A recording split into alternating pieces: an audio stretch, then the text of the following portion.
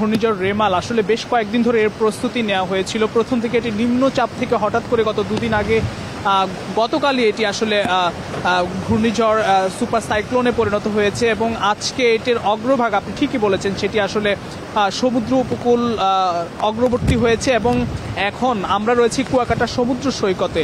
একেবারে সি বিচের মধ্যে সাগরের যে উত্তাল সেটি আপনি নিশ্চয়ই ক্যামেরার মাধ্যমে দেখতে পাচ্ছেন এবং এটি কিন্তু আজকে সারা দিন মানে দুপুর থেকে আমরা সাগরের এই উত্তাল অবস্থা ভয়াবহতা আমরা লক্ষ্য করছি। তবে ঠিক সন্ধ্যার পরপরই সাগরের ভয়ঙ্কর রূপ আরও বেশি ভয়ঙ্কর হয়ে ওঠে এবং আমরা আসলে একটু পেছন দিকটাতে আছি, কিন্তু মানে বাতাসের যে গতিবেগ সেই গতিবেগ কিন্তু এখানে দাঁড়ানোর মতো কোনো পরিস্থিতি নেই।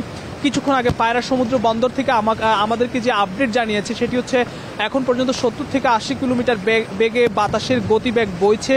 দমকা থেকে ঝড়ো হাওয়ায় আসলে বাতাস বইছে। একই সঙ্গে 4 থেকে 5 ফিট পর্যন্ত জলোচ্ছ্বাস কিন্তু হয়ে গেছে ইতিমধ্যে। আপনারা জানেন যে বলা হয়েছিল আবহাওয়া অধিদপ্তরের পক্ষ থেকে এটি 10 থেকে 16 ফিট পর্যন্ত জলোচ্ছ্বাস হতে পারে এবং আজকের যেই পরিস্থিতি অর্থাৎ রিমাল ঘূর্ণিঝড় রেমাল এটি কিন্তু বয়ে যাবে ঠিক মধ্যরাতে, অর্থাৎ সন্ধ্যা থেকে কিন্তু জোয়ার ছিল কিন্তু সেটি হচ্ছে রাত 1টার দিকে মূল অংশ বাংলাদেশের দক্ষিণ উপকূল অর্থাৎ এই পায়রা মোংলা সমুদ্র অঞ্চল দিয়ে এটি বয়ে যাবে 16টি জেলার উপর দিয়ে। ইতিমধ্যে আসলে 10 নম্বর বিপদ সতর্কতা সংকেতটি কিন্তু জারি রাখা হয়েছে এবং আপনি জানেন যে 9টি জেলাকেও সতর্কতা বিপদ সংকেতের মধ্যে আনা হয়েছে এবং সার্বিক যে প্রস্তুতি সেই প্রস্তুতিকে কিন্তু সরকারের পক্ষ থেকে দুর্যোগ ব্যবস্থাপনা ত্রাণ মন্ত্রণালয়ের পক্ষ থেকে নেওয়া হয়েছে।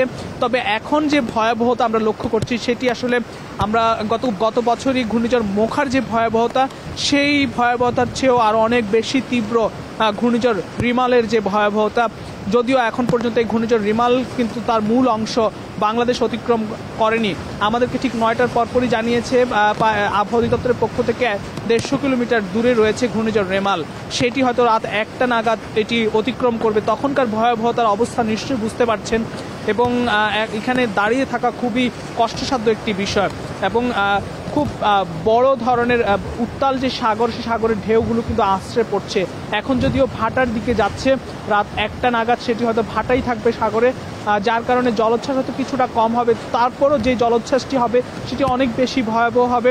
ইতিমধ্যে বরিশাল থেকে আমরা আসার পথে লক্ষ্য করছিলাম যে জলাশয়গুলো রয়েছে, খাল বিল নদী নালা সেগুলো কিন্তু একেবারে পুরো উপচে পড়া পানি, 5 থেকে 6 ফিট পর্যন্ত পানির উচ্চতা বেড়ে গিয়েছে।